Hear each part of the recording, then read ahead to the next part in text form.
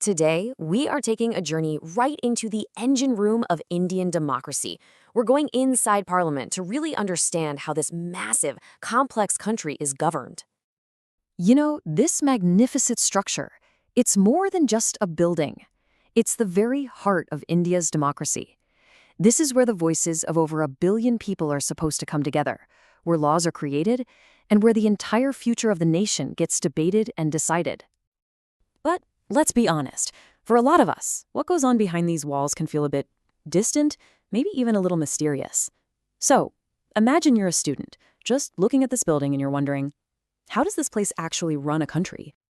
Well, that is the exact question a group of students asked. So, you know what? Let's join them on their tour. We're going to follow their journey and see the whole system through their eyes, and hopefully demystify how the Indian government really works.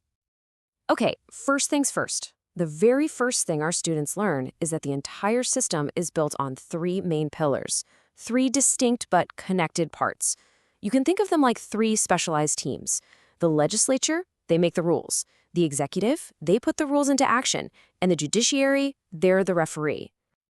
So let's start with the rule makers, the legislature, which we all know as Parliament. And kind of like a major sports league, it's got 2 different divisions or 2 houses that work together. Now, the official term for this 2-house setup is a bicameral system. It sounds complicated, but it's not. Bi, like bicycle, means 2, and cameral just means chamber. Simple as that. And for a country as huge and diverse as India, this design is absolutely crucial. It makes sure that every law gets a second look, balancing what the whole population wants with what each individual state needs.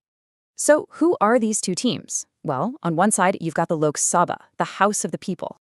This is literally the people's team. Its members are directly elected by all of us in nationwide elections. And on the other side, you have the Rajya, the Council of States.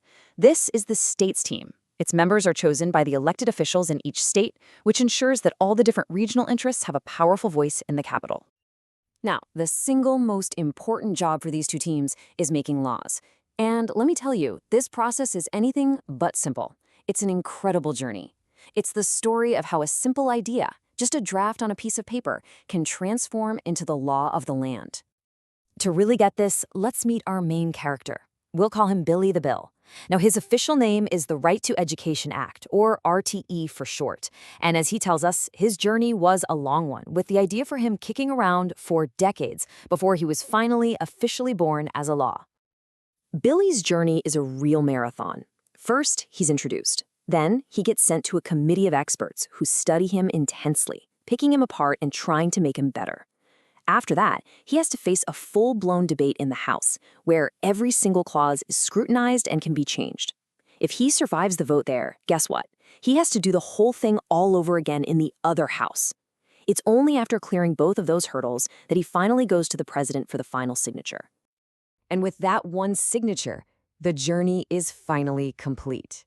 After that long, grueling process, Billy the Bill is no longer just an idea. He becomes an act.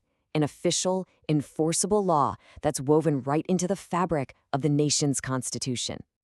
Okay, so Parliament makes the laws, but who actually makes sure they get carried out?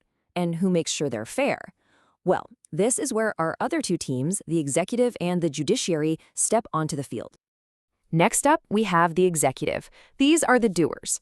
This team is led by the Prime Minister and their Council of Ministers, and their main job is to take the laws Parliament passes, like our friend the RTE Act, and turn them into reality. This means creating policies, running government departments, and basically making sure things get done.